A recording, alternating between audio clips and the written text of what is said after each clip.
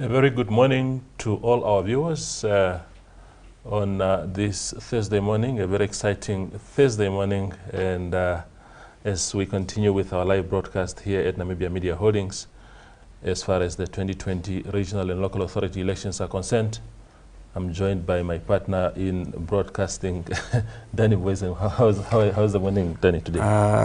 Toivo, thank you that we can be a team again this morning. Yes, I'm feeling well. I've got a lot of anticipation, I think, as everyone in Namibia, with the results coming in. It's been about 11 hours or more since the polling stations closed. At some of them, obviously, they've started counting a bit later because people in line still had to finish voting. Our journalists in the field are sending results through as we speak. And if you want to keep up to date, the place to go is elections.my.na. Now, to show you first, on our home screen of this website, there is a running total in terms of percentage for the total vote in percentage-wise. So you'll see there SWAPO in the green, still 80%. That is based on results we have already uploaded. Local authority, opposition in a bit of a lead. Toivo, I think what we're seeing there is that in the local authorities, and we'll show you a result in a moment, the opposition took votes away from SWAPO, and we are seeing SWAPO losing a seat here and there, or we'll see in how many local authorities. But because the opposition is quite split in terms of votes, they do get a seat here and there, but in the regional council elections, it means that the SWAPO candidates still in some of these constituencies managed to get past the winning line first. Yes, I think that is what we predicted, Danny, that because in the regional council election, it's a winner takes all. Even if SWAPO takes just a slender lead, even if SWAPO is actually in the overall minority, but at the individual level they are ahead of others, then obviously they take the lead.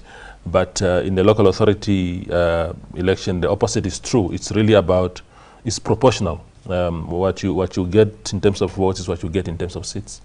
And we go back quick to that same main page, showing you the bars with percentages. So you can see the regions, that's actually constituencies, 1 out of the 121. Everything still that is known belongs to SWAPO. And in the towns, you see that 54, 46 difference. Toivo, let's look quickly then. You come from? Okalongo. Okalongo. So up on your screen is the results for the regional council election in Okalongo. SWAPO 5,667 votes. IPC 1,281. Only and independent candidate 129. Only 3 candidates contesting it.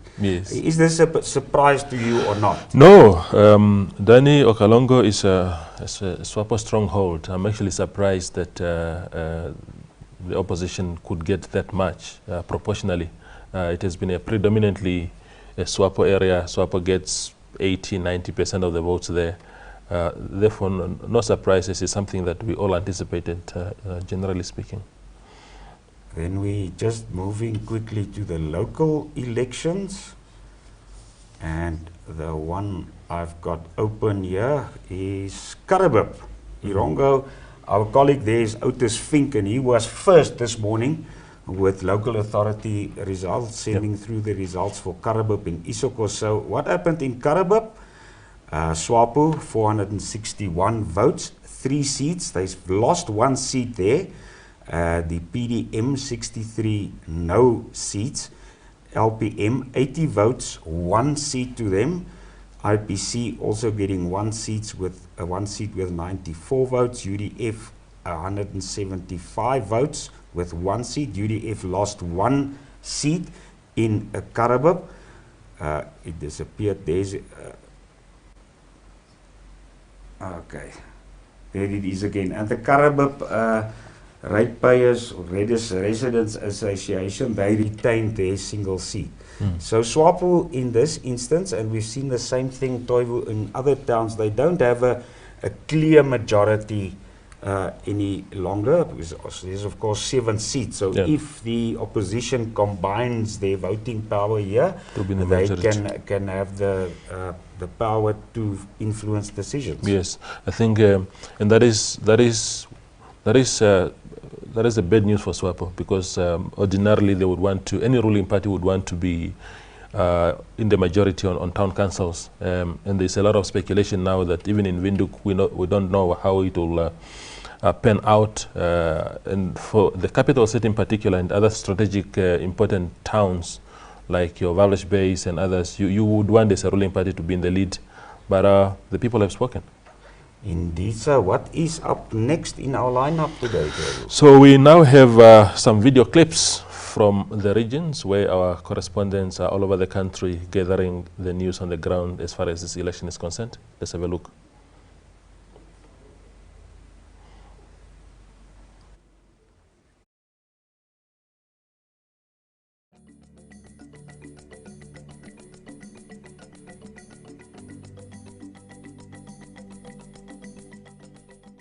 Ons gesels met mevrou Pamela Kauses, die presiding officer by die jeughostel hier op Kusakos stemlokaal. Hoe gaan dit, mevrou? Dit gaan goed.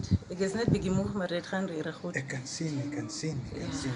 Hoe het die dag afgeloop tot dusver? Tot dusver was baie stil. Die mense het so strip gekom. 1, 2 op 'n slag, maar vir nou verwag ek hulle sal van nou af begin kom. Ja, sê, hoe dink jy hoeveel mense is al hier deur die stemlokaal? Kom weer. Hoeveel mense is al hier deur? Die local authority sal ek sê is 233, min of meer. Ja. En vir die regionals moet ek sê 300. Ja, sê. Dink ek, ja. Gedra die mense vir hulle wat hier kom stem by jou? Baie goed. Nee? Hulle gedra self, ja. Ja, sê. Sê vir my, hoe lank neem die proses, die stemproses? Om die hele proses hier te kry doen, van ja. tafel 1 Ja. tot by die, kom ek sê maar net 5 minute. Ja. Ja. Enige probleme wat jy ondervind het hierso? So ver, ons het met die VVD Ja. het ons 'n probleem gehad, maar gelukkig was die IT ook in die saal en hy het dit uitsorteer, maar ons het mos ook die folders registerrol. Ja, So ons ja. het meantime met hy voorgegaan Was daar issues met die kaarte gewees? met die kaarte. Meestal van die mense wat gekom het is local authorities is hulle gedink dat is not applicable. Ja. Okay. So meestal van die mense het nie die locals gedink is nie. Okay. En toe het hulle ook gevoel, dan los hulle maar die regional council elections ook. I see. Wat se advies het u vir die mense wat nou nog nie gekom stem het nie? Ek wil hulle sê dat hulle opstaan en tog kom stem. Dis vir ons plek. Ek is ook van Osakos. Dis vir ons plek se ontwikkeling. Ja. So ek wil hê almal wat by die huis is, moet opstaan en kom stem. Baie Laat ons plekkie in oor te kry. Ja, sê. Jy sien mos tog hoe lyk dit hier. Ja. Daar moet veranderinge kom. Daar moet regtig. Nodig. Ja. Baie dankie mevrou. Baie dankie meneer.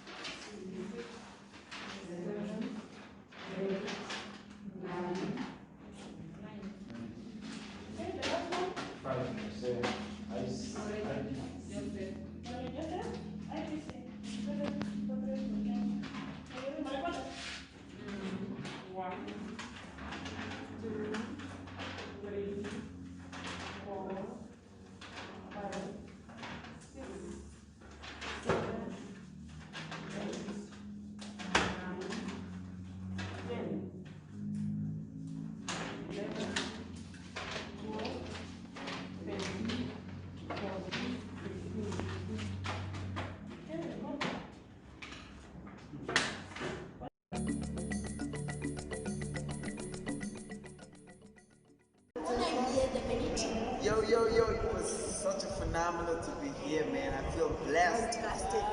2024, same place, same time. Salute. Like you, man. 2024 will also be here. Okay. I hope. Watch and see.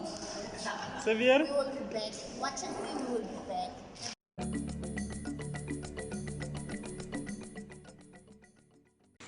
Maybe I don't know what the but since there is nobody voting currently now, so yeah.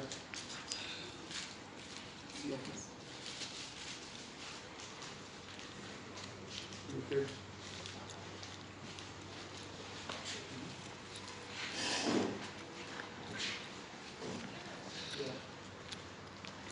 Yes.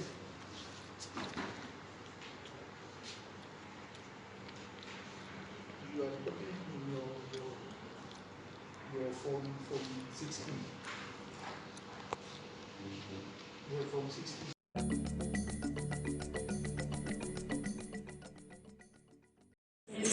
Presiding office for the Bethel Church, team 103. So we started 7 o'clock. So we managed to finish, currently we finished 3 books for regional council and local authority. We didn't count that much program.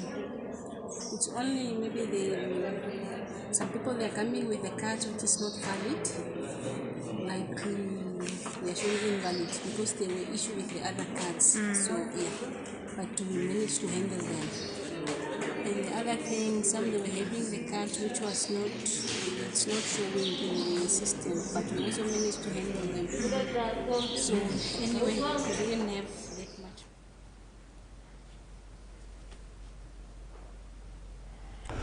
We now cross over to Onanga, where our colleague Tunohole Mungoba is online to give us an update, especially from the events as they unfolded yesterday and this morning. Tunohole, good morning. Good morning, Toivo. How are you? We are good. Tell us about yesterday. You went to Umsati. You visited which areas in Umsati did you visit yesterday? So yesterday I went through the route of Ongwediva. So I was in Okahao, Oshkuku, and Otapi. And I also slightly stopped by Tandi, which is also in the Musati area region. And what I've picked up in the regions is that the voting process were extremely slow, especially in Otapi. It was quite full. And the processes were of the different queues between the pensioners and the young people were observed, although that young people were complaining that the queues were going quite slow. However, in Oshukuku, it was quite slow because we went to a specific polling station, which was Nuyoma Secondary School, and when we found them with the polling officer presiding asleep because there's nothing happening at that polling station. Tell us about the closing of the polling stations last night. What did you observe by 9 o'clock? How was the situation at most polling stations where you were? In Oshana region, it was very slow because most of the candidates were still queuing up. So let's say at like 8:30, there were still a lot of people coming in. So most of them did not immediately close up at 9 o'clock because they still had to accommodate the voters who came 30 minutes or 20 minutes before the time. But the process was going quite slow. I actually just got off the phone now before my live session with Hilma Tofeles, who is the regional coordinator over the Oshana region, to find out if there are any results that she can be able to send through. And she said that they still do not have any verified results in the Oshana region. And as soon as she has, I'll be the first to know. Okay. You are supposed to be in Ondangwa, but I'm looking at your background there. You seem as if you are in some rural area. Yes, I am in. Where are you? I am in Ondangwa. Yeah. I am in Ondangwa. I came here to the Ohanji Cultural Center because I was informed that this was also a polling station, but it seems very quiet. My background there, you can see it's the Ondangwa Mall. So I'm just going to drive around to see about the different polling stations here in this area because it was actually quite a drive, which I did not anticipate. It was like 20-25 minutes from Ongwediva. Yes. So yeah. Tell us about the mood in Ondangwa in particular. Some results have started trickling in, and there seems to Yes. be a clear battle line between IPC and SWAPO. I'm seeing not former independent candidate, but Angelina Emmanuel, who stood last year as an independent candidate and also stood this year, seemed to be trailing far behind, but the battle seems to be between IPC and SWAPO. Is that the kind of feeling that you're getting also? So far, the only results that I have seen are the results from the polling station. So you are right. There's nothing. The verified results for the local authority and the regional council are yet to be received. But the trend which I have picked up is that in one specific polling station is that SWAPO and Independent Patriots of Change (IPC) there is a small difference. And this used to be the Oshana region used to be the area that was dominated by SWAPO. And now it seems that IPC is taking charge. In terms of Angelina, the one polling station results which I have seen, she is not doing well in comparison to how she was doing last year. So we are yet to see. Nothing is said and done. So we are yet to see as more results pile in to see who will take the lead and who will be leading the Ondangwa urban and rural constituencies. Yeah, thank you, Tono. I think just keep an eye on, particularly on Dangwa urban area there. It seems to be quite an interesting one. We'll, of course, engage you later in the day. But thank you for now. I appreciate it. Thank you, Toivo. Right. That is our colleague, Danny Tuno, talking about, of course, the hot contestation in Ondangwa. It's an interesting area because there are two men, some people say they are relatives, they are cousins, one for SWAPO, one for IPC. I don't know how the unit within the family itself will be after this election, but a very tight one there. I think that's not quite new. I think I remember way back in with independence before that, when we voted for the Constituent Assembly, there were also families in my community that were split between those days, of course, being DTA and or being more conservative. And it's interesting to see that it's still the case. Tuno said she saw long lines in Omosati yesterday. We just looked a while ago at Okolongo's result. And I saw the turnout there was 44.4%. So even though the lines are long, it's still a reasonably low turnout, more or less in line with what we've seen 5 years ago. Did you think maybe we would see these percentages significantly increasing? Or not? I thought so, actually. But Omsati, Dani, is a very complacent region because the results are generally predictable. SWAPO always dominates Omsati, and maybe there's not enough energy and drive to go out in numbers because the results are sort of assured. But I'm sure if you go to other regions, the picture will be slightly different, especially, of course, in Umsati, Okalonga has been won by SWAPO. Etai has been won by SWAPO.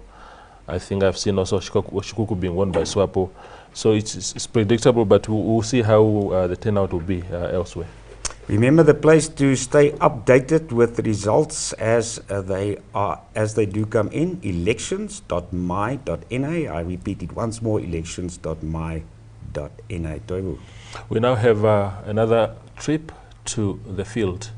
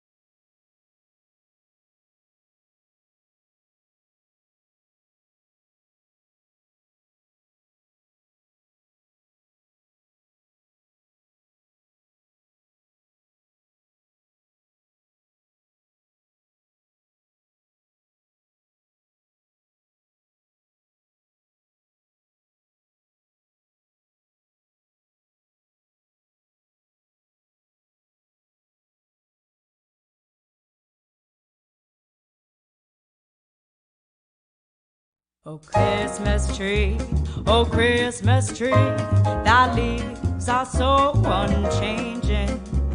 Oh Christmas tree, thy leaves are so unchanging. Not only green when summer's here, but also when 'tis cold and drear. Oh Christmas tree, thy leaves are so unchanging. Oh Christmas tree.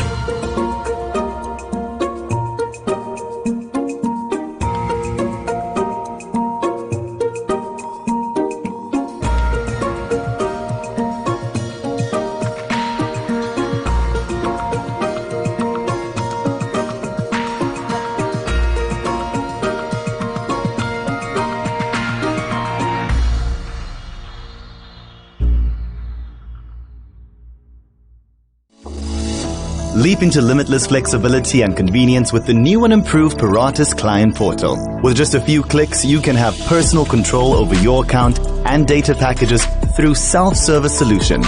You can top up data from anywhere, anytime, monitor your data usage, check your data and account balance, download your invoices, initiate support tickets, and much more. Visit the Paratus Namibia website for more information or call the help desk on 083 300 1300. Always prepared, Paratus.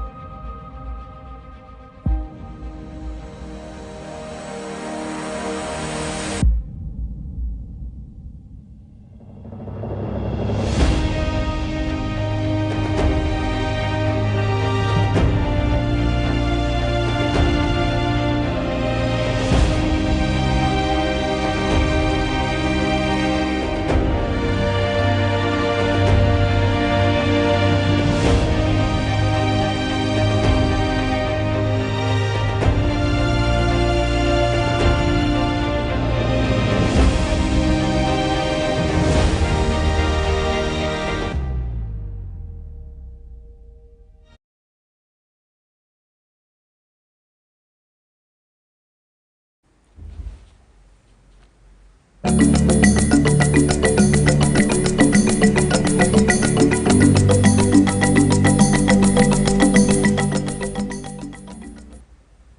first interview guest this morning is Vitalio Angula. Good morning, Vitalio. I'm, of course, Dani Boysen, editor of the Republican newspaper. You used to be a journalist, and these days you are commentating on social and political topics. I asked one of my co-presenters yesterday whether the so-called youth vote is a myth. Did young voters really vote yesterday? Because, for example, in the Namibian today, there's actually a report from the north. They spoke to younger voters and they said, I've got better things to do. Some of them were partying, etc. Is that vote important in terms of actually getting to the ballot booth?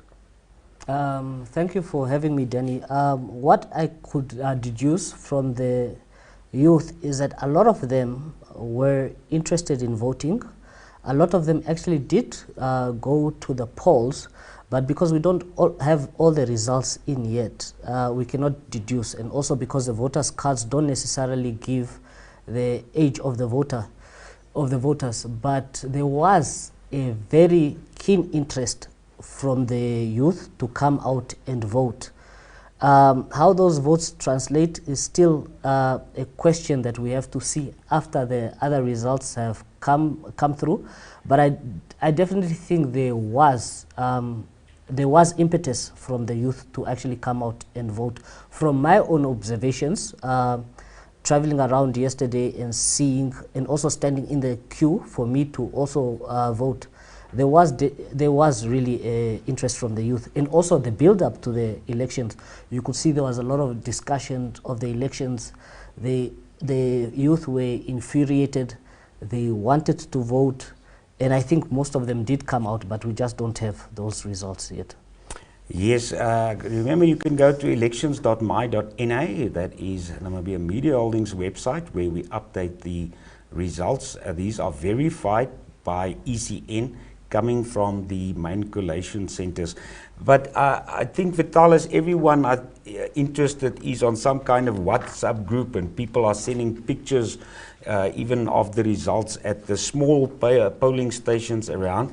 In general, what is the picture emerging for you at this stage? Okay, like we spoke about it before, they are not verified, but what I can see is that the ruling party has a very big challenge on their hands. You see IPC actually being a front runner in some of the constituencies. You see independent candidates in Kavango. One independent candidate beat all the political parties. So it's a very, very interesting dynamic, because the independent candidate dynamic of favor became very interesting last year with Dr. Panduleni Itula, and people latched on.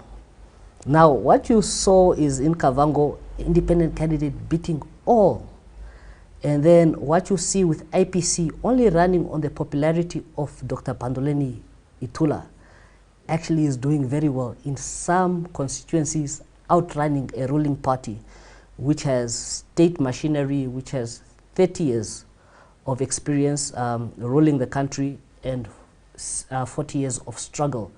So it's very, very, very interesting, and I would like to look at it more when the results are out.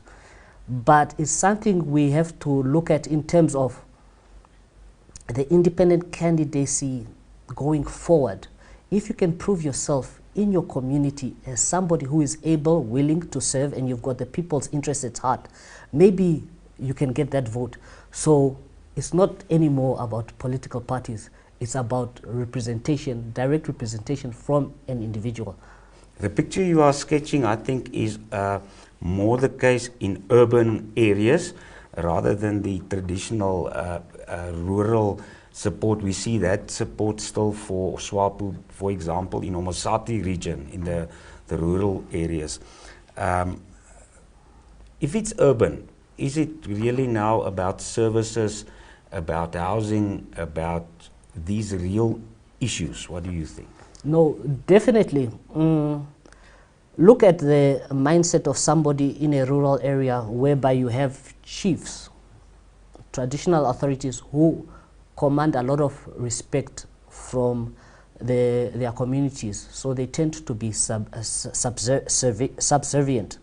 And then you look at urban areas, people are very individualistic. People are looking out for their own pockets. People need to pay rent money. Everybody has to pay their way through. So the voting dynamic differs in that sense, but it is the democracy we chose and is the way we chose to rule our country. So it should never be, we shouldn't have a urban-rural mindset where we try to divide the two. Everybody has a right to vote, but definitely the motivation for voting in the rural area, you might be convinced by your chief, and your chief might tell you, and you might answer to that call.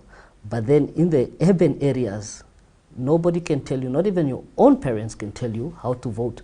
So you go there, you go in the ballot and you choose the best candidate of your choice.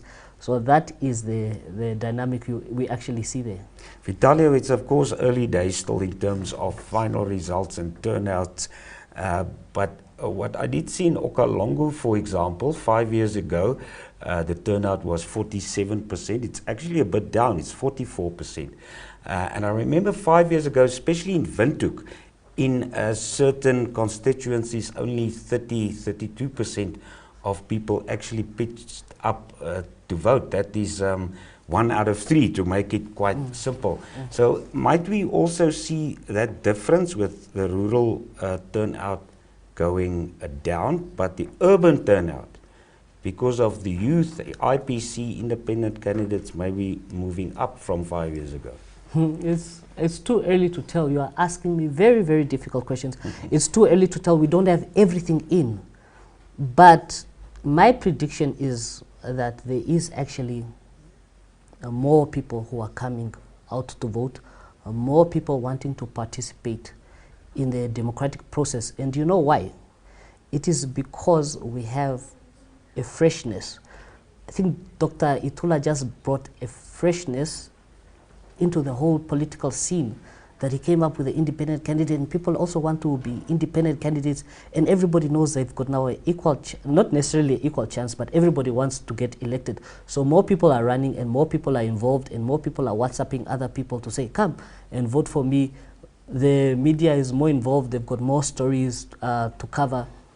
So it's the most exciting election to date. What is most important, I think, actually happens after an election, Vitalio, and then it is up to voters to keep their elected leaders accountable. So that's something you have to do day in, day out for 5 years. How must people do that? Accountability when it comes to leadership. You would see that the ruling party has made a lot of blunders leading up to these elections. Comments made by Doreen Sioka when it comes to GBV, the GBV crisis, which people are calling a pandemic. She said, no, survivors who withdraw cases must be arrested. Very insensitive to a constituency, which is the youth, young women and young men, which even the president's husband has, the president's wife has been championing, and having a cabinet member, a minister for that matter, coming out and making such reckless statements, it will infuriate people. Is she accountable to the people she has to represent? I've been having these conversations the whole morning. Then we talk about even the ruling party's Secretary General saying, oh, those people who are talking about fish rot, they also ate. Very reckless statement. With the president even coming out and saying, oh, these white people, I see they are even registering to vote. And it probably infuriated a white constituency, and they came out and said, okay, maybe we are going to show them.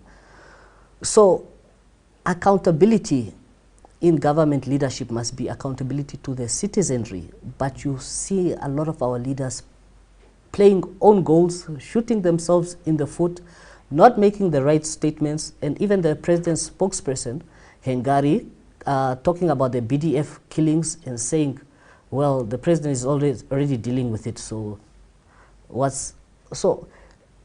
the power of media today, newspapers, WhatsApp, social media, everybody can hear what you're saying. So you are held accountable not only at the station you are, not only in your office, not only through formal channels, even the media is holding you accountable, and the media is so broad. So our government leaders must really think about what they're saying, and they must also think that people are listening to them and people are holding them accountable. And I think these results, when they come out, it will be, we have to judge, have the people held if the ruling party loses a lot of seats on the councils, they have been held accountable and people have spoken through their votes. Vitalio, thank you very much. It's been great having you. Thank you very much also for having me. Now remember, go to elections.my.na for the latest results as they come in. It's a website, but if you use your mobile app or on the cell phone, it will change to make it easy for you to use. And Vitalio, just one last thing. What we've been seeing also is very much like last year. Last year, I think we had a swing of about 17–15% away from SWAPO, going to opposition, and it looks a bit the same. But like I said, we'll have to stay patient and wait for the final results. Thank you once again. Okay, thank you for having me also. I enjoyed this conversation.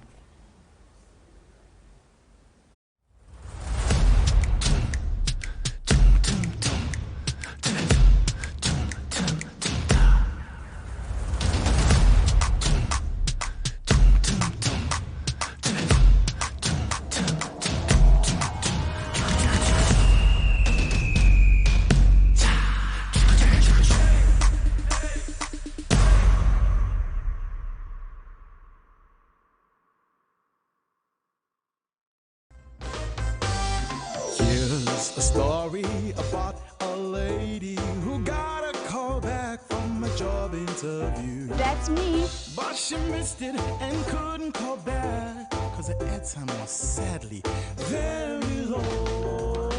Then she remembered Tomba from MTC. She dialed *682# and followed the prompts. That's right. And just like that, homegirl's got airtime to sell the best of herself. You go, girl. Tamba, tamba, advance, tamba. Tamba, tamba, advance, tamba. With tamba advance, you're good to go.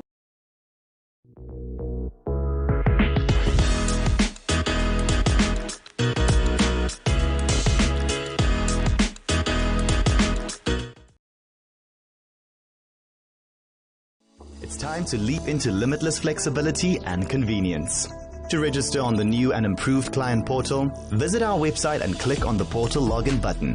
Click on Register next to Don't Have an Account. Click on Register Me with My to select your preferred registration option. Enter your personal details. Select your preferred contact method. Accept the terms and conditions. Click on Create Account. Complete your registration by entering the one-time PIN sent to your chosen contact method. You are now ready to take personal control of your account. To top up prepaid or postpaid data, visit our website and click on the portal login button. Log in with your username and password. Click on the service tab, select your data bundle option and click on the buy button. If you are a prepaid client, select your preferred payment method and follow the on-screen instructions. If you're a postpaid client, confirm your purchase by clicking on Pay with Account. The data bundle will be loaded to your account balance. Data bundles are valid for 30 days. Visit the Paratus Namibia website for more information or call the help desk on 083 300 1300.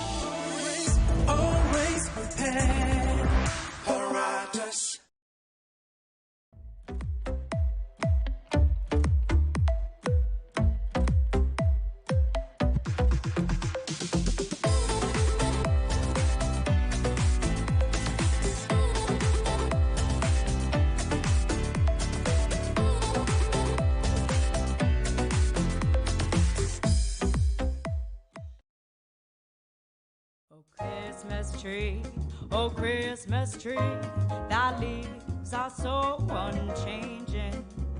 Oh Christmas tree, thy leaves are so unchanging. Not only green when summer's here, but also when 'tis cold and drear. Oh Christmas tree, thy leaves are so unchanging. Oh Christmas tree. Here's a story about a lady who got a call back from a job interview. That's me. But she missed it and couldn't call back, cause the airtime was sadly very low. Then she remembered Tomba from MTC. She dialed *682# and followed the prompts. That's right. And just like that, homegirl's got airtime to sell the best of herself. You go, girl. Tamba, tamba, advance, tamba. Tamba, tamba, advance, tamba. With tamba, advance, you're good to go.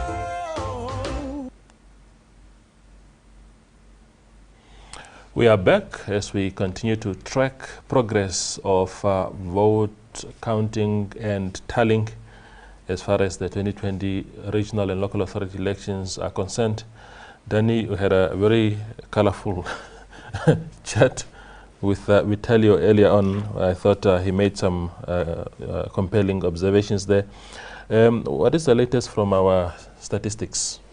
On elections.my.na, just looking at the total running at the moment there, this is based on the results already in the regional council elections. 70% of all votes that has gone to SWAPO and 30% to the opposition parties. Local authority 47, SWAPO 53, opposition. And it shows now, actually, yes, it's not displaying there, but it's 50-50 on regional constituencies, but that just means that maybe there's only 2 out, and opposition and SWAPO has got an even number. And then it's exactly the same for local authorities. But let's just quickly go to our local authorities, and we're still here in Irongo region. Yeah, maybe while you're looking, okay. See, this time it's working. Yeah. So this is for Isako. So we're just looking then at the votes there. SWAPO 398. 3 seats according to the formula. Yeah. The PDM 78, 1 seat. IPC 163, also 1 seat. UDF 261 seat. So the remainder, of course, has to be with the party with the largest number of votes left. Yeah. So it looks a lot like the change we've had in Karabib. Actually, if we quickly look at 5 years ago results in Isakos, SWAPO won 4 seats, so they lost a seat. Same thing happening as in Karabib. UDF had 2, and they lost that 1. PDM, it seems, keep their seat at least there in Isakos. Indeed. You see what is interesting now, of course, for places like Usakos is now that one remaining seat, who is going to get it in the end, because it will determine now whether it's the opposition or SWAPO that is in overall majority. We've also seen, yes, in terms of regional council elections, we've seen that Ochu was won by SWAPO. By SWAPO, as well as Walvis Bay Rural. Now I think that's not a... that is IPC. IPC, won by IPC. Yes. Sorry. Yeah, and to expand on that, Danny, Dongali Nena in the Kavango East region, I believe, APP won this one. That is the regional authority election. Kongola in Zambezi region has been won by an independent candidate. Omatako in Oshodanjupa region has been won by Nudo. So is Okakarara. Okakarara has also been won by Nudo candidate. Yes, there it actually is. We're bringing it up for you on the screen, Okakarara. Let's look at the turnout.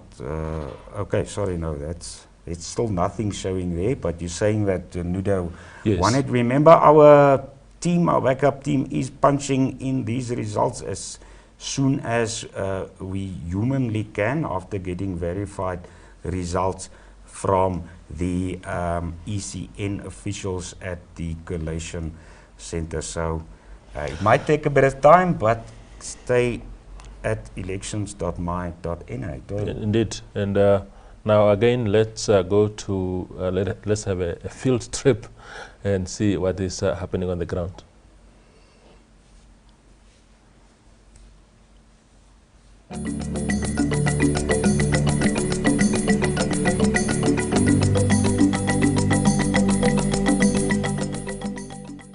We are at Onanga Community Hall in Block E. It's now past 7. We have had plus minus 470 votes. Morning time it was quite busy. When we opened at 7, there were already like a queue of 96 people. So we believe we will have a long night tonight because the queue is quite still long and we are closing at 9. But we are supposed to help everyone which is still in the queue. Everyone which is in the queue at 9. We are still supposed to help them, so we will be officially closing at 9, but we must help everyone that is still in the queue. The voting this year has been, I think it's good with a lot of polling stations nearby Onanga Community Hall, so it quite assisted with the voters, the outturn of the voters, because they can reach their points easier, because like we have at Blikkies we have one, we have at Sonnerwater, we also had polling stations, so it helped this year with the votes. That the process is quite quicker this year.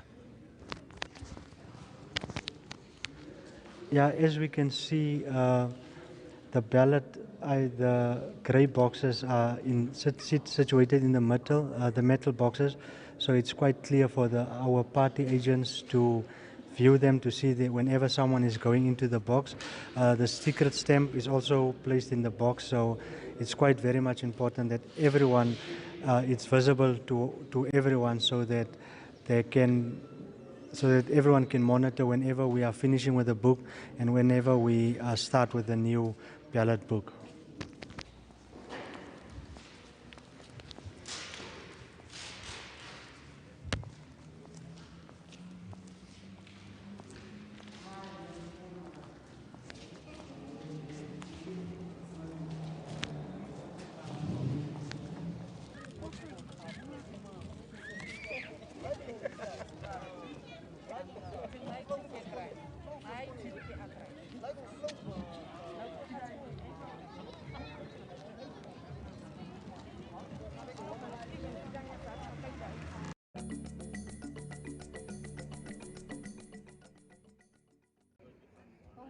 Since just before 7, trying to be one of the first, and as we got here there were about 100 people already, so the eagerness to vote this year seems to be the highest that I've ever seen, and I've been voting since 1989.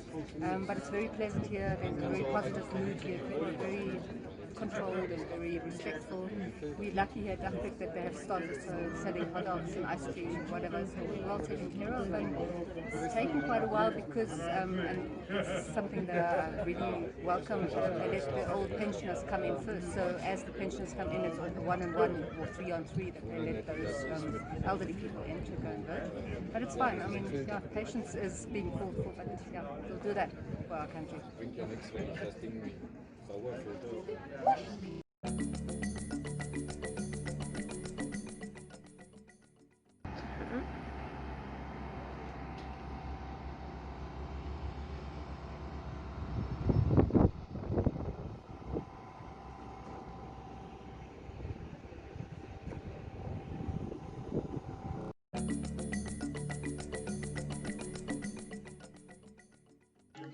So we are here at the Electoral Commission of Namibia's headquarters in Windhoek as we are getting ready for results. We are very, very excited because here at the headquarters, as you can see behind me, we have our big screens. So as results are starting to come in, these results will be displayed on the screens the moment that the Chief Electoral Officer has, of course, checked everything before the results are made public. So we heard that on the voting day, by 7 o'clock in the morning, around 97% of our voting and polling stations were open, with only 3% not opening due to some technical aspects and difficulties. But all are running smoothly, and everyone is voted, and it is exciting news because we are excited to see what our results will be giving us.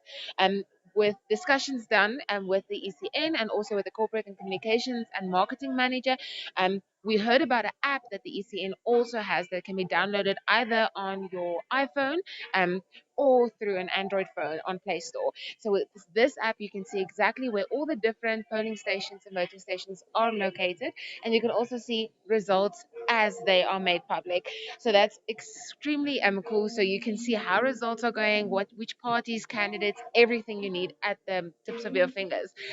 Within this room, we will also be showing you some of the different stalls that they have ready for all the different radio stations, of course the media as well.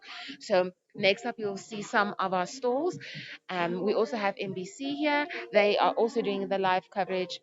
But of course, Namibia Media Holdings, with all its platforms, will also bringing you real-time feedback and results as we get ready to hear what the results of our 2020 elections will be. So make sure you stay tuned, do not miss the action, and we can't wait to share the action with you.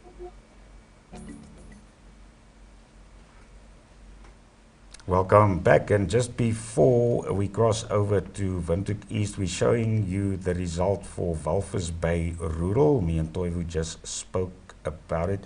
And Toivo, a very good victory there for the IPC, 3,433 votes. SWAPO, just more than 1,000 votes behind that, 2,318. And the LPM 904, and the only other candidate there, Nudo, only 66 votes. So things are swinging in the Onanga region. Now, Onanga has become the swing state of Namibia, if you like. And what is also coming through now is that Walvis Bay Eben is also being won by IPC. So they are likely to take their two constituencies, which will be a huge, huge blow to the ruling party. It's a very, very important town, very strategic, and you know, that's that. Elections.my.na, that's where you can stay up to date with the results as we upload them. On the line we have Steffi Balsa. She works for Algemene Zeitung, and she covered the Windhoek East constituency in the capital city of Namibia. Steffi, good morning.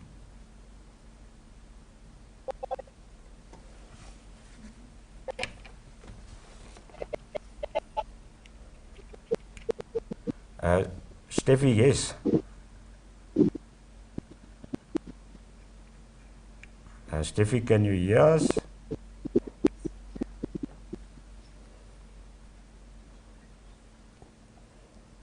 Let's just take a short commercial break while we sort out the sound.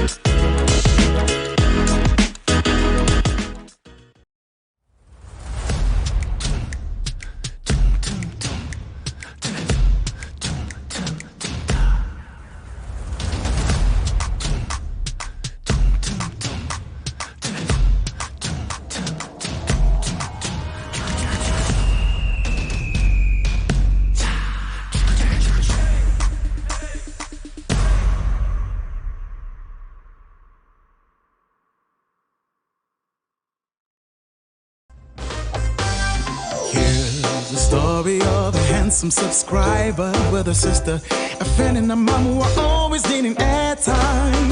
Our hero didn't have a clue, so he walked around for quite a while. Then he remembered Tamba from MTC. He dialed *682# and followed the prompts. That's my son. Choose a data bundle and enter a number for him, her, or any crew member. And now he's the hero. Thanks, bro. Tamba, gifting Tamba. Tamba, gifting Tamba. With Tamba gifting, you everyone's hero.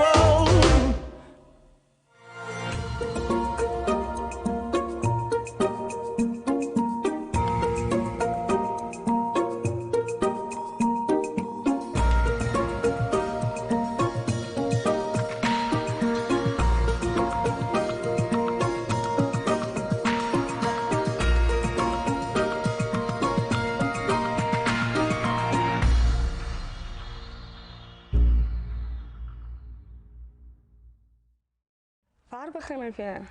I joined the Paratus family 1st December 27. Sorry.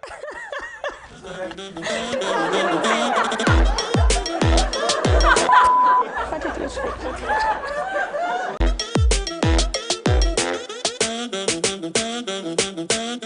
I'm Amor Knip, Head of Department of Installations and Activations at Paratus. I'm approaching 13 years. I joined the Paratus family 1st December 2007. Getting into the office early in the morning, getting a cup of coffee, switching on my machine, salesperson standing next to me. Amor, we have an urgent request. And we do it, delivering excellent customer service. We prove to the customer that we are always prepared, we deliver the service on time. At the end of the day, perfect installation, happy customer, happy results. I'm very proud to work for Paratus. We're an awesome family and I'm happy to still be part of the implementation of fiber, which is the future. We customer service boffins. Try us out and we'll show you what customer service is. I'll never leave Paratus because I grew old here. I started here as a young girl and I developed. We redefined the limits.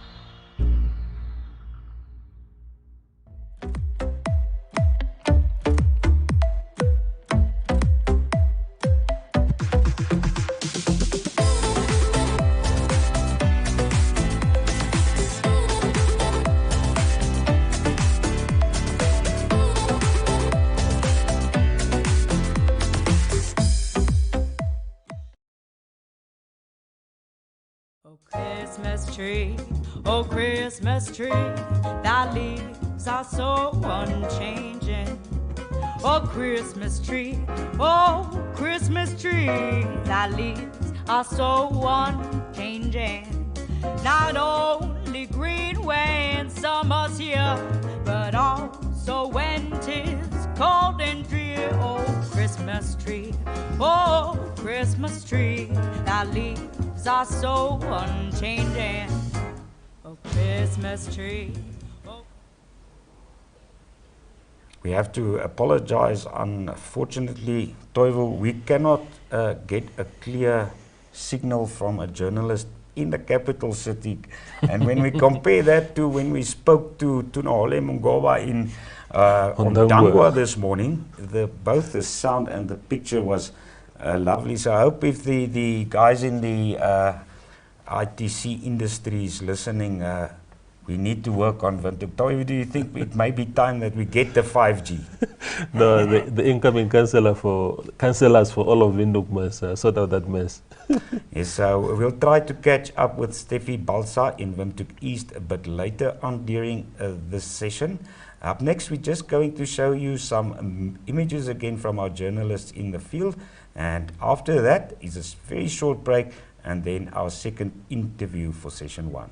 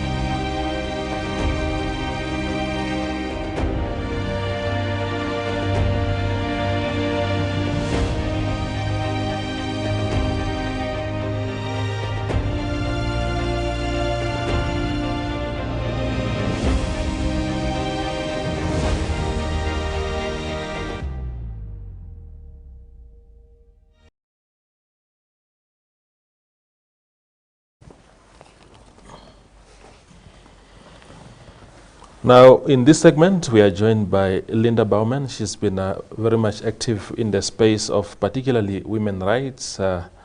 Welcome to this segment of our broadcast. Thank you. Yeah, sure. So, you know, some of the dynamics that we've seen so far in this election is interest of participation by particularly women, young women, both as voters and candidates. What do you think has led to this sudden interest in politics? I think we need to acknowledge where we're coming from in terms of history. I always say when I have a conversation with my young nieces and nephews and children in the house, you need to understand where we're coming from. Yeah. So where we're coming from, we come from a multi-party system where we've only known that you need to vote for a political party. Now, over the years, and also the fact that we are now 30 years into independence, that shows a diverse emergence and transformation of education that led to people getting to become politically conscious. And that initially means that there has been, over the 30 years, civic education in this country. And through that, the advancement of people's participation in politics have grown. Because back in the days, you know, we knew that we had to understand the politics from our elders and how they bring it forth to us for us to be able to personalize what they're saying. But in today's life, that access to information has become a steering line for every person to be able to have a conscious mind and make up their own minds. So that initially speaks about how the growth in this country has emerged, but also speaking about the visibility of women's participation. That is also something that is very important for us to acknowledge, because we come from a patriarchal system, a system where parties are strictly led by men. The system is governed by men, but the machinery is driven by women. So that initially, I think, as women, and there's always this notion that men say, and very it's a high level of misogyny where, but you women are the ones that will vote for us. But we must also understand the issue of power.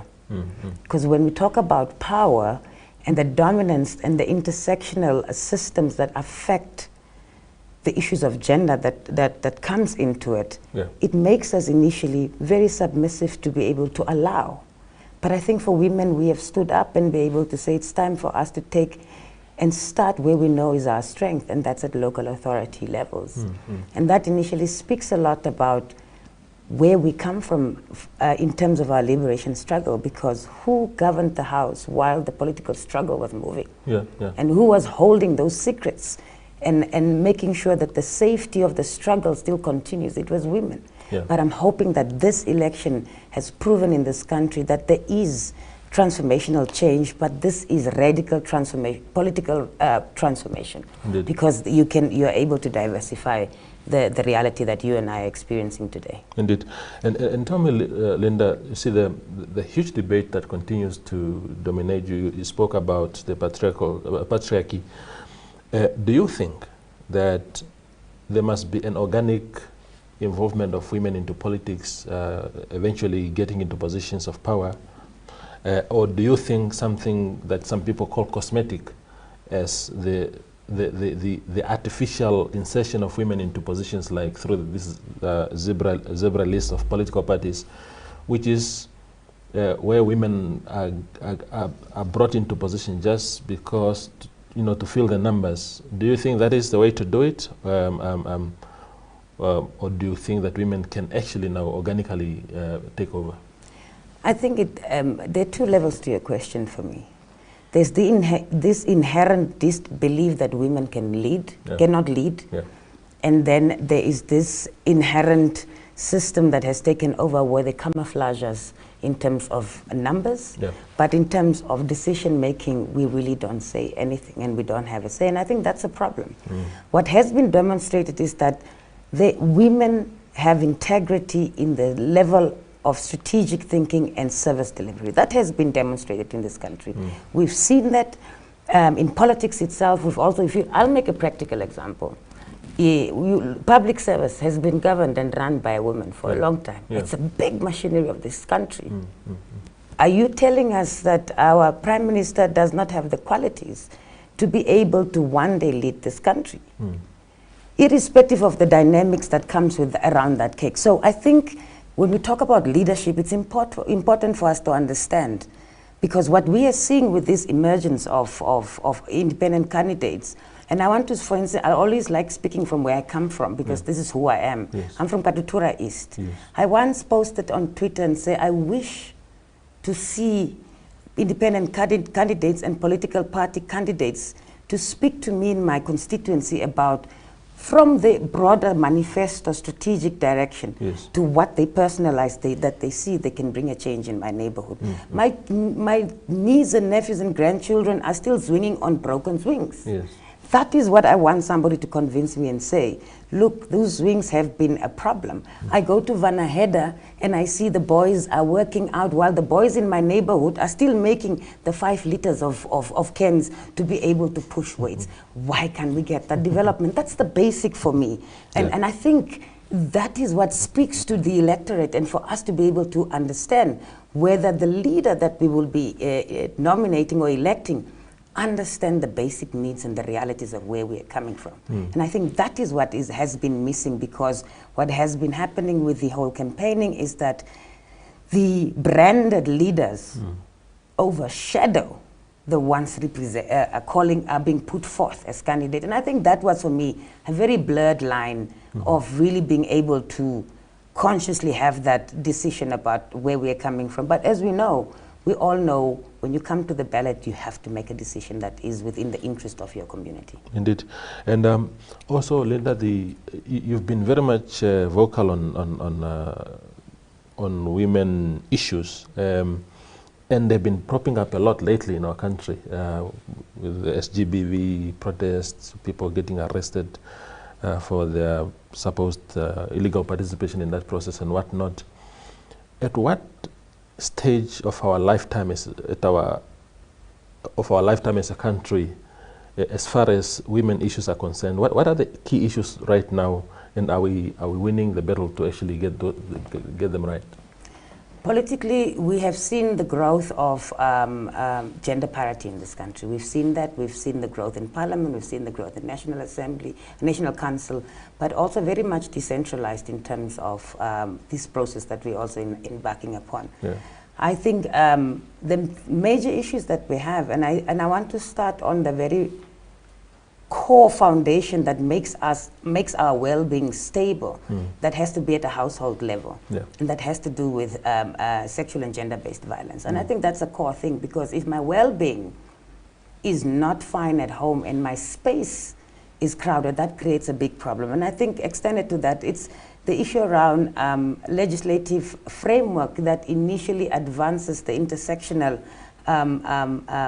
laws that protects women, children, and also minority groups such as lesbian, gay, bisexual, and transgender communities, because they're part of this broader community. The issue of health and decentralized sanitation for us as women are very important things. So those very basic things that we are now trying to make a decision on during these elections are key things that has to continuously be looked at in this country.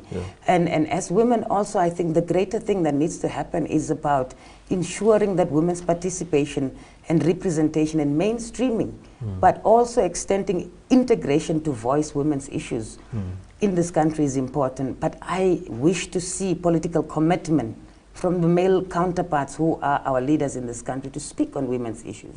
I always say everybody in this country is a feminist. Because you too, even back in the days when you probably grew up, you knew you had to go work outside and your sisters are working inside. But today you are doing your own dishes. You see, I think feminism is always misinterpreted by people and seen as us as feminists as angry people towards men. But that should not be the case. The world is transformed and I think the country carries the greater potential to advance the inclusion of women, girls, and young men. And I'm talking about young men who still need to be cultivated into a direction of greater success in this country. Yeah. Maybe the final question to you, Linda, then is, you see, I had a debate this week with V Angula, who was here earlier. It was on a different show that we do here at Namibia Media Holdings. And I was saying, do councillors need to possess a minimum threshold of, say, academic qualifications or skills to really fully comprehend some of these issues that you're driving home now? Because you said you're from Katutura Central, East. There's a councillor, I think, Ambrosius Kanji, I think he was from Katutura Central, who was arrested briefly this year for, I think it was in March, for assaulting a woman. And there's been several of them in Kavango, in the Kavango regions. Several councillors also arrested. One of them hit his wife on Christmas Day last year. I remember that very well. We reported on it, and so forth.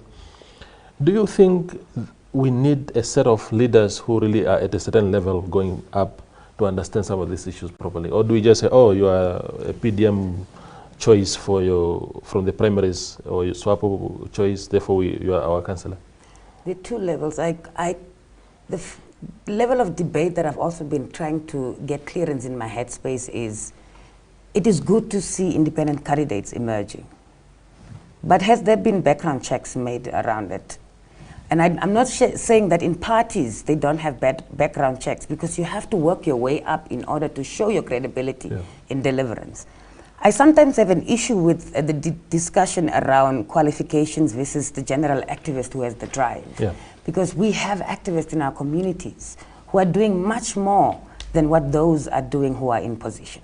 So I think it's striking a balance with the two, because at the end of the day, you might end up having a leader who has PhDs, but has no connection and inspiration to the community. And we must also acknowledge, when these leaders get into power, they forget the narrative of what they have promised within the space, which means the comfort and luxury of moving from one space to another. And I'll make it basic, one workshop to another, and the luxury around that gets them disconnected. So at the end of the day, what I can actually say is there is greater potential for us to really screen these leaders that we're seeing on our ballots, because when I screen the people on my list, and I can see about 3 of the independent candidates that have probably similar of the examples that you have put forth. And we were talking about it, and how can they end up there? Maybe they've changed, but it is important as citizens in our different constituencies that we're able to have them. They were supposed to sit there and debate even. Yeah, precisely. No, that is a very important point that you made of screening, particularly because in political parties, to their credit, there's some internal vetting processes, although sometimes it's really about whether you've been paying your membership to the party, and not very much about ethical issues. but I think we should be at the point sometime where we say, has Toivo or Linda been vetted in terms of their conduct over the years, you know, criminal charges and so forth and so forth. So it's a very important point that you raised there. But otherwise, Linda, thank you very much for popping in. Thank you for having me. We really appreciate your time and your valuable input as you always do. So thanks a lot. Thank you. That's Linda Bauman. She's an activist mostly involved in women and minority sexual rights space, giving us, of course, her views on the elections as they continue to unfold. We'll be right after this break.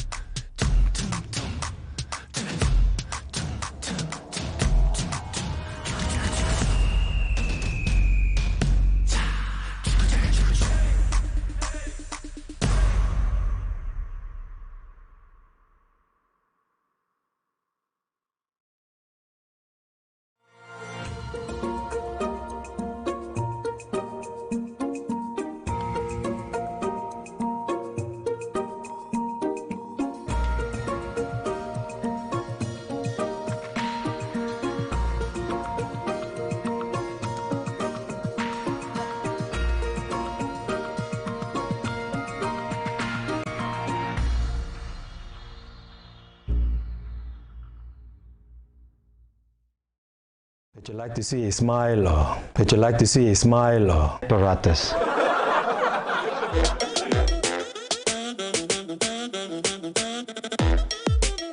My name is Clarence Lampert. I am a sales executive at Paratus. When I started with Paratus 11 years ago, I was around the 26th employee, and we are now in excess of 190. The company has grown drastically. You know, we have worked hard to improve, you know, the network coverage in Namibia and abroad in SADC countries as well. So what I look forward to when coming to work every day is the customer queries and calls, proposals that I need to prepare for the customers, customer visits as well, out there to do some presentations on our products and services. So that's basically what I'm looking forward to, provide a service at the end of the day.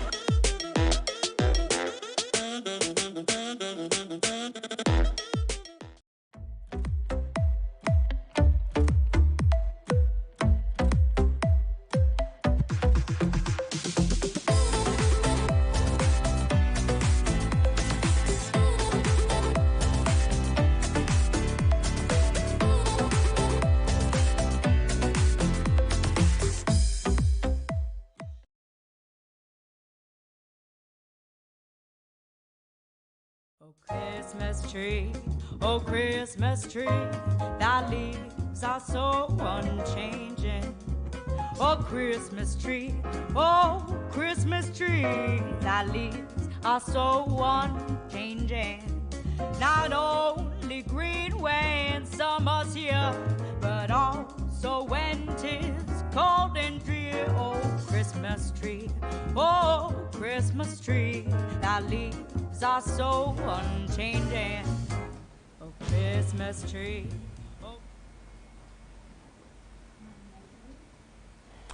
We are back, and the day continues as far as counting of the votes of the 2020 regional and local authority elections are concerned. Danny, there continues to be a steady progress. Probably this is an easier election to, which is surprising, of course, because you know, there's the EVMs were taking slightly longer, and the ballots are back now, and somehow the results are continuing to stream in. Quite impressive. What do we have? We must also remember that if you have a lower turnout, unfortunately, they will count the ballot papers faster. Yeah. But ECN did indicate that at least at the collation centres in constituencies, final results might be in before midnight tonight. Already at elections.my.na, you can keep tabs on official results. We're looking now at Otjozondjupa region, that is for the regional council elections. And I see my producer unfortunately has a different picture than the one I'm showing you here on my tablet at the moment. Otjozondjupa region. So there, Tumkwe was, we looking at Tumkwe very quickly. Swapo 1,249 votes, followed by Nudo 981. We have 114 votes for the APP and IPC 111 votes, Toivu LPM 35, PDM 322. So once again, if you add all of these opposition votes together, it's quickly 9, 10, 11, 12. If there's one opposition candidate and everyone works together, they can actually defeat SWAPO. And that's been one of the big talking points in Namibia, I think, for 30 years now. Yes, the split between the opposition parties, each one wanting to have their own candidates and so forth. And SWAPO has been benefiting greatly from that kind of, if you like, arrogance within the opposition. Of course, I've seen, do we have anything else there? Yes, let's look quickly at Omotaku. That is also, of course, in the Otjozondjupa region. And I'm just trying to zoom it in a bit more. It seems that one won't get larger. So in front there, or the victory there for Nudo, 909 votes versus SWAPO 875. And then the two outlying candidates there, IPC 227, PDM 195. Yes. Indeed. There you can see it now properly. This is Omotako constituency, Otjozondjupa region, a victory for Nudo's candidate in the regional council elections. Toivo, we are still, local authorities taking a bit longer, except for the very small ones. I mean, Karabip and Isakos, for example, has got, relatively speaking, much less voters than Walvis Bay and Windhoek. Yeah. So I think those are the ones that are going to take some time. Yeah, and those are, for me, personally, the most important ones. I think for regional authority councils, or for regional council elections, from my point of view, it's really more symbolical to say, okay, I am IPC, I'm in charge of Walvis Bay, Eben now. But the closest government that anyone can have, really, especially in urban areas, are the local authority councils. Yes, and but the question is again, and I think we've said it time and time again, is at the local authority level. I think it's often reported in the media, councillors are not sometimes doing their jobs. But how is the electorate keeping them accountable? Yeah. And are we seeing protests about housing? Are we seeing protests about electricity, about other services?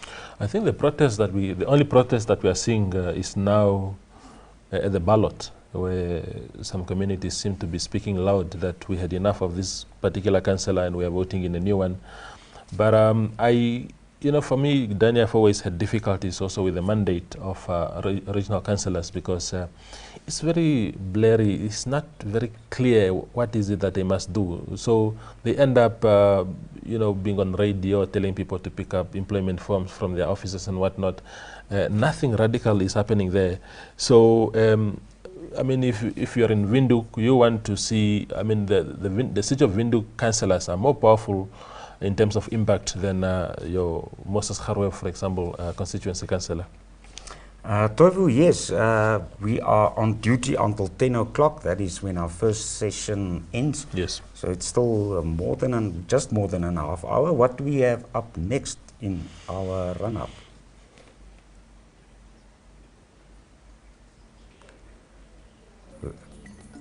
Teams video clips are up next. If our producer don't have them ready, here we go.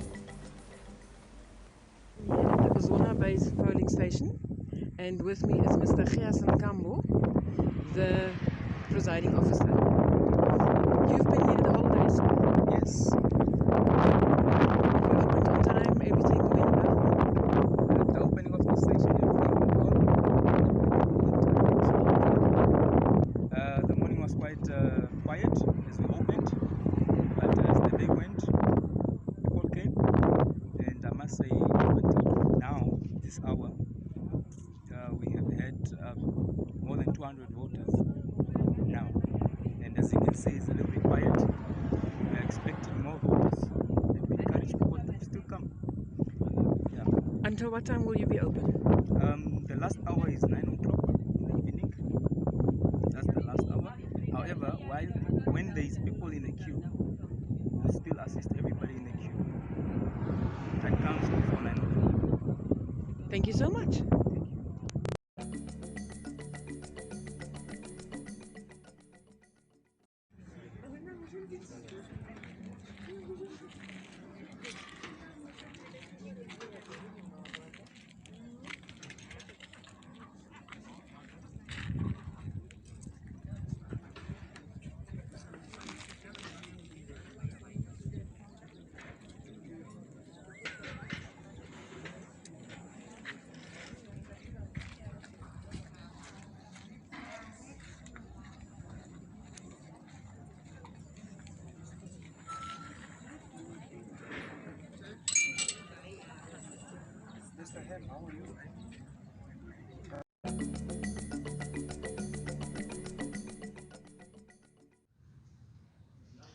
I'm joined here by the presiding officer of mobile polling station 302. That is Mr. Andreas Paulus. How are you doing today? I'm fine. Yeah. Yes. So at this mobile station, where exactly did it start, and how has the turnout been? It started at mile 72. Mm-hmm. The turnout was not that much. Mm. Actually, we got one voter there at mile 72, and then we proceed to mile Omdel River settlement. Mm-hmm. And there it was just one person again. Yeah, boy. And now we came here. We're waiting to see whether there will be people. There was one person already. Okay. So we are still waiting for. At least there's someone that came here, Jackalspitz. Yeah. And this particular polling station is only for regional elections, that is now regional council elections. Do you think that there is adequate information and also in terms of literacy, do people know that there are certain polling stations that are only for local authority and some are for regional council? I think they might have known it, but since that I came here, some people were not knowing, they were not having any know-how whether this is just for one election. So they came to vote for two, but now it happened that they could not vote with us. So they must travel to Hindispa. All right. And this polling station is obviously open until 9 o'clock this evening. Yes. What is your message out there to people who haven't voted up to now? Yeah, my message for people who didn't vote, I just want to call upon all Namibians to go and vote for the political party or candidate or organization of their choice. And this is an opportunity where you can speak and say this is what we want. So that is why democracy is in Namibia enshrined. All right. Thank you very much, sir.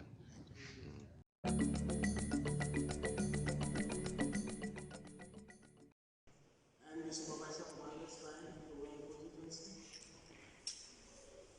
Announcement of results in regional council elections.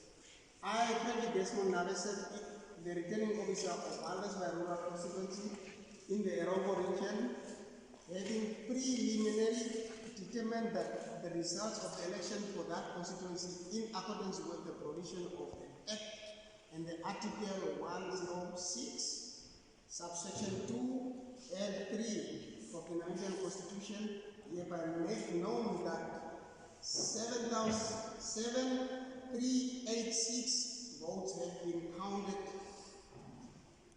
and that the votes counted have been recorded for David Harold Wiley, PTM 665.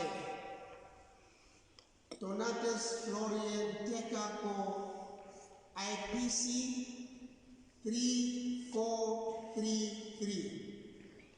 Ilonga Jason Kenneth,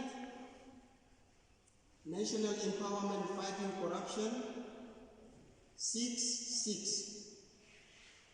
Shikongo Hilma Tonata, Swapo Party of Namibia 2318.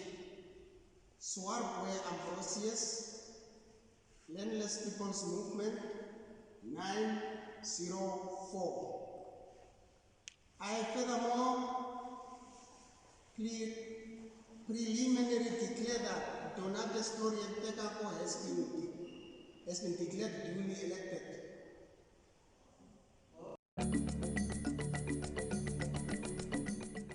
Presiding Officer Rehoboth Urban East, verantwoordelik vir JTL Bekes Primary School.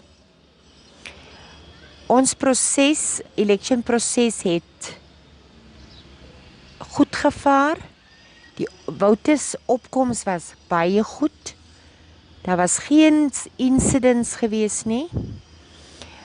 Hierdie dag was dit bedrywig. Ons voting lokaal was nooit sonder voters nie. Presies 9 uur het ons announce dat ons hek gaan sluit. Was ons met 49 voters nog op ons perseel. 49 voters klaar gehelp, deure toegemaak en begin tel. Die telproses ook baie goed verloop, sonder probleme. Ons totale het geklop, so die proses was baie bevredigend. Wat moet nog gebeur? Ons is nou tans by die Hermanus van Wyk gedenksaal, ons collation center waar ons results ingehandig het.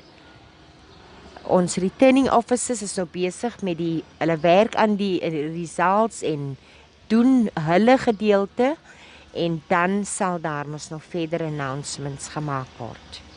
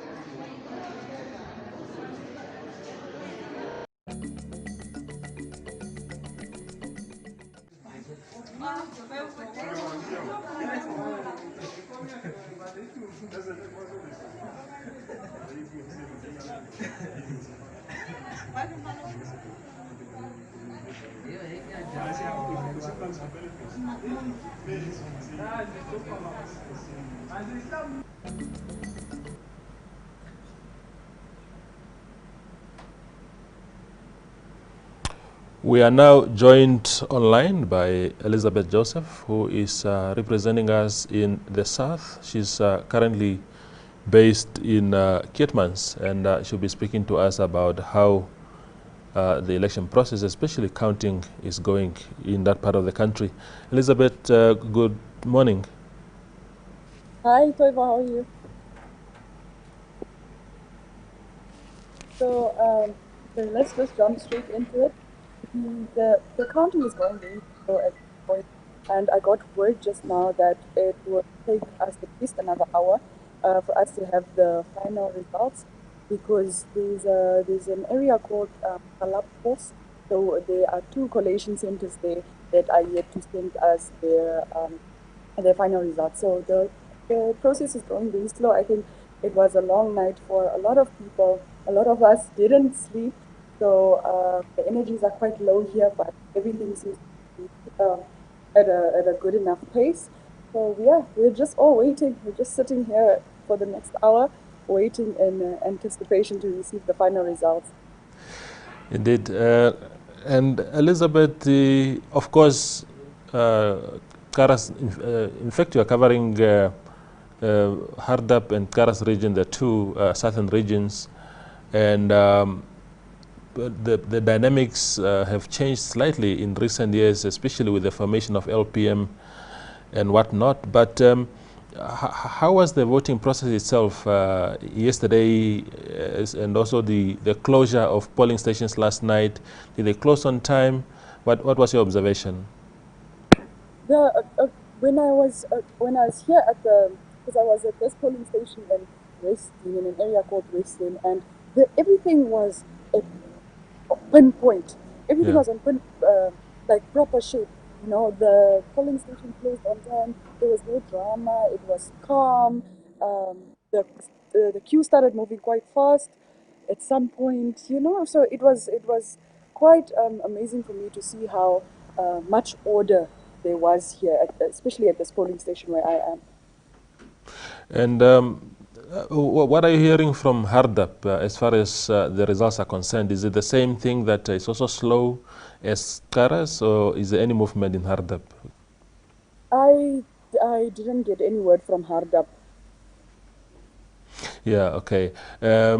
Just the process itself, Elizabeth, the mood in the town itself. I mean, it's a politically contested, highly contested space, especially where you are in Karas region. As a matter of fact, Keetmans, where you are, was last won by LPM in a by-election held, I think, in January this year. Of course, the LPM councillor passed away later. But do you get a sense that LPM still stand a chance to retain that constituency, or what is the mood like in that regard? Yeah, no, I definitely do. Especially looking at the results, it is quite evident that LPM will definitely take again. And the thing that I saw was, especially during their rallies, I saw how much the people, especially here in Keetmans, the people support LPM, and they are, you know, it was radical. It was incredible to see. So I'm definitely sure that LPM will take. Okay. The final question really now, Elizabeth, is just, of course, you've been in touch with electoral officials there, and you alluded to it a little bit earlier to say that the process seems to be a bit slow, but what is the word from the electoral officials as far as the results are concerned?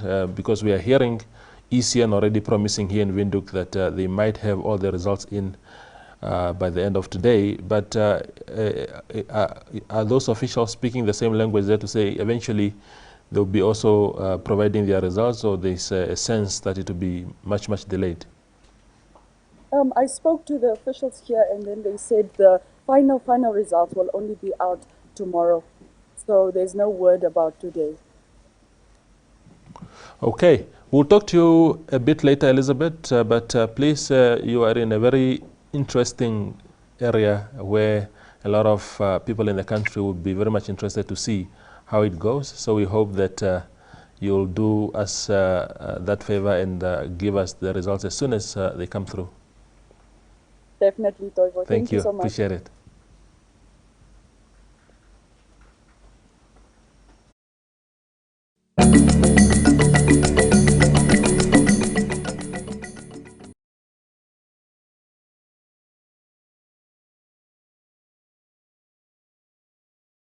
It's like now you see me, now you don't. There, I'm back to you. Sure.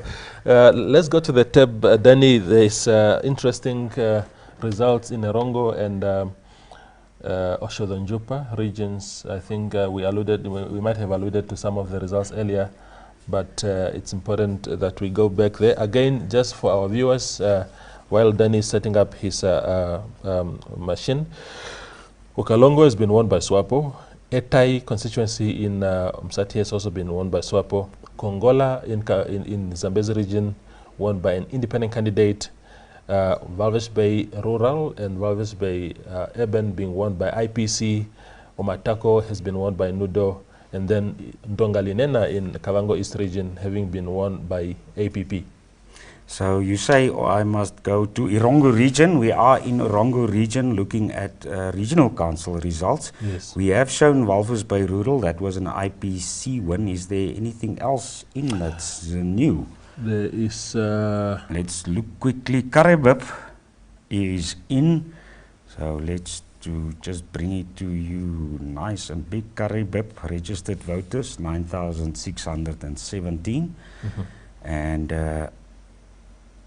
turnout must still be calculated, it seems, by our system. SWAPO, they're victorious, but it was just UDF 1,172 votes, and between them just over 700 votes as well for the IPC and LPM. So I mean, Karibib is a repeat of what we have been seeing in terms of regional council votes, and that is that SWAPO is getting the benefit out of the fractured opposition vote. Indeed.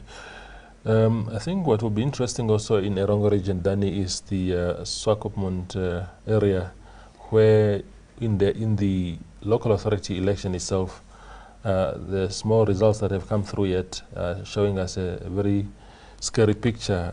IPC again seemingly getting some preference there. Yes, that is obviously also not official results yet. Swakopmund Regional Council, we don't have that result yet. Let's see if Walvis Bay Urban also not available yet. The other region you just mentioned? Oshodonjupa.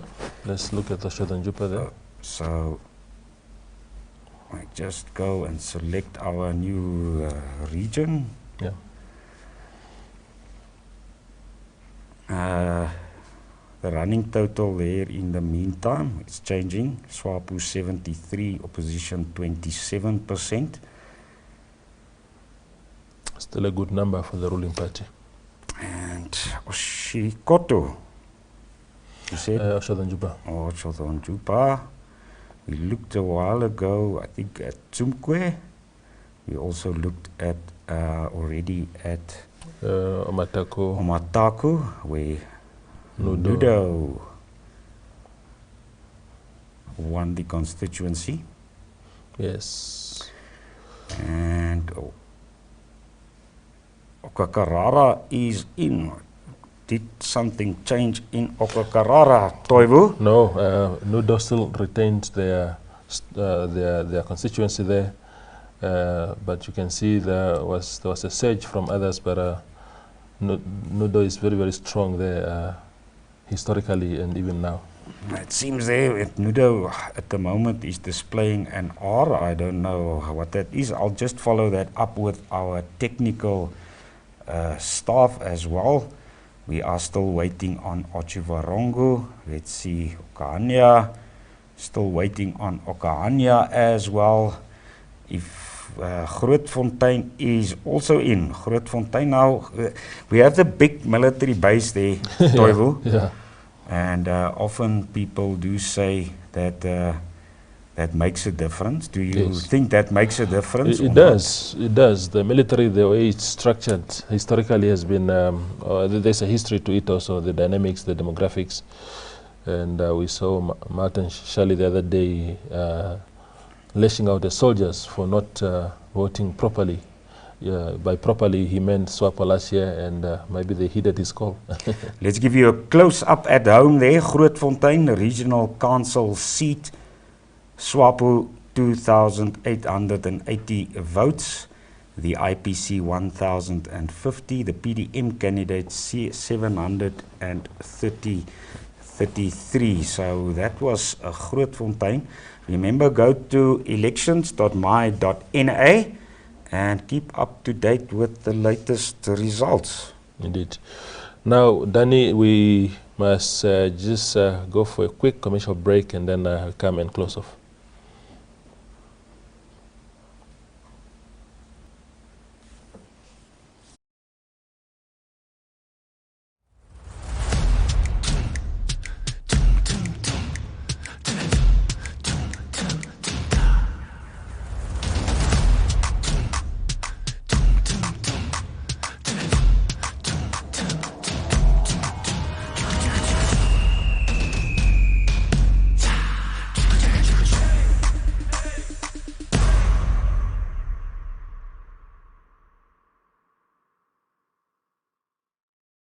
Say goodbye to waiting before loading your next aware.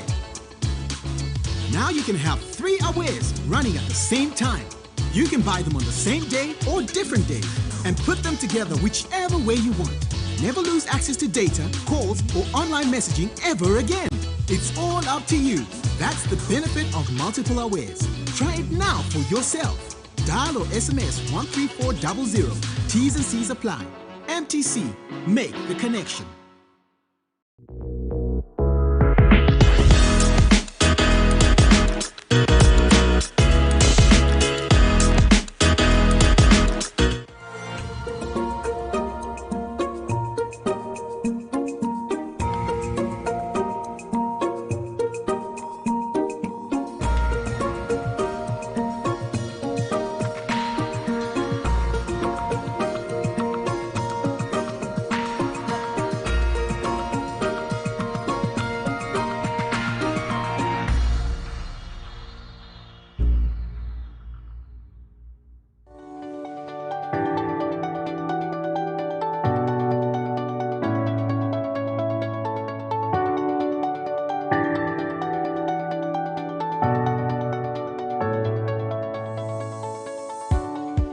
If you are considering Paratus as a business partner, there are 4 main reasons why I would recommend them.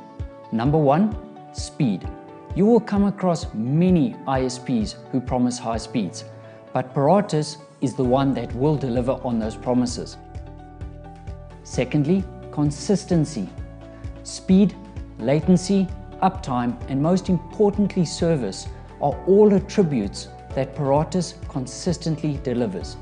Thirdly, customer service.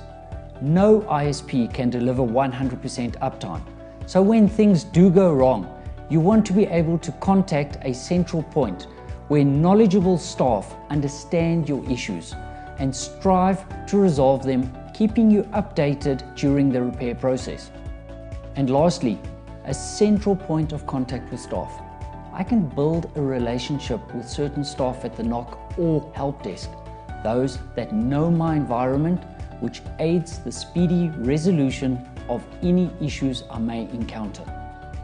So when asked what features sold you on Paratus as a business partner, I would say the first would be personal service.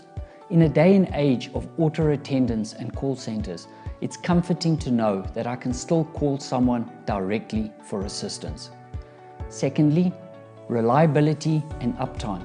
You cannot put a price on reliability. And lastly, we do care attitude. That is the feeling I get from all Paratus staff. The buck does not get passed on to the next department. So in closing, there are 2 things I would like to add. Number 1, don't rush in and make a decision based on price. Make that decision based on people's experiences. Ask around and talk to others who have or have had the product. It does not help to save on a product that does not deliver as promised. Making an educated decision will save you hours of frustration. Lastly, Richard Branson sums up the ethos of the Paratus management. If you look after your staff, they will look after your customer. It's as simple as that.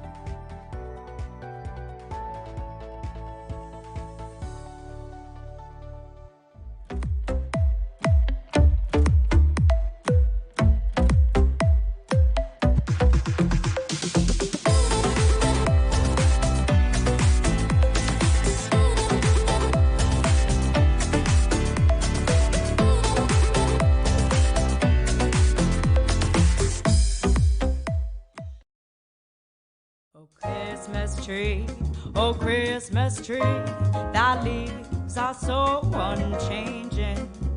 Oh, Christmas tree, thy leaves are so unchanging. Not only green when summer's here, but also when 'tis cold and drear. Oh, Christmas tree, thy leaves are so unchanging. Oh, Christmas tree. Welcome back as we wrap up this session, this morning session of our coverage of the regional and local authority elections for 2020. Danny, the latest now, of course, it has been a busy morning with a flurry of results coming through, maybe not as fast as many people would have wanted. Of course, I thought we'll be lucky to touch on the Windhoek local authority election eventually, but that didn't happen. I only have two more results here. Khomasdal constituency has been won by SWAPO, 2,337 votes, and LPM came second there with 1,235 votes. And then, of course, Rundu Eben has been won by the ruling party SWAPO. That is now Rundu Eben, of course, having won 4,731 votes. There are already talks, not confirmed, but I have quite confidence that it's actually correct that Rundu rural, as a matter of fact, has been won by independent candidate Paulus Mbangu, but that will be confirmed later on. What do you have latest? Yes, sorry for that noise pollution. The place to be is elections.my.na, our website where we show confirmed results as they were announced by ECN at collation centers. First, we're showing you the running percentages. So this is as it stands with what we have already on our website. Regionally, regional council elections, 69% of all votes to SWAPO, 31% to other candidates. Local authority, 48% to SWAPO and 52% to the opposition parties who have lists. Then you see the regional council constituencies. We already have 23 results on, and 55% of those, so just more than half. I would presume 15, 16, maybe 17 belonging to SWAPO, and the rest won by the likes of IPC. They've won Windhoek, Walvis Bay Rural, and we only have 3 towns yet, Toivo, there. So still a long way to go in terms of the towns. Looking quickly at some new regional council election results.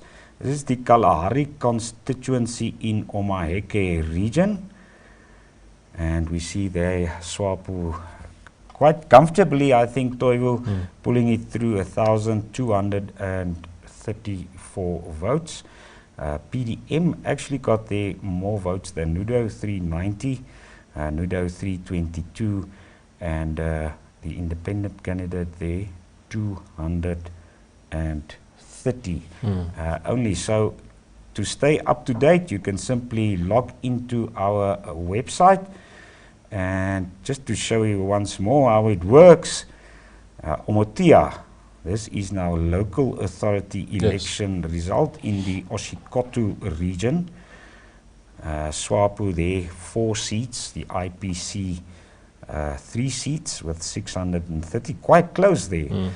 Just more than 100 votes difference between SWAPO and the IPC, only those 2 parties having contested. And that's the case in many of the northern parts of Namibia where there's only SWAPO and the IPC. But I think of course, this year we only had the 4 uncontested regional councils constituencies, which is positive. 5 years ago we had 26 uncontested. Yeah, indeed. I think there's a renewed sense of hope that people can win. That's why they have fielded more this time compared to last year. But Danny, thank you very much for a very lively conversation the entire morning. As our session, the first session of our broadcast comes to an end, it's been an absolute pleasure.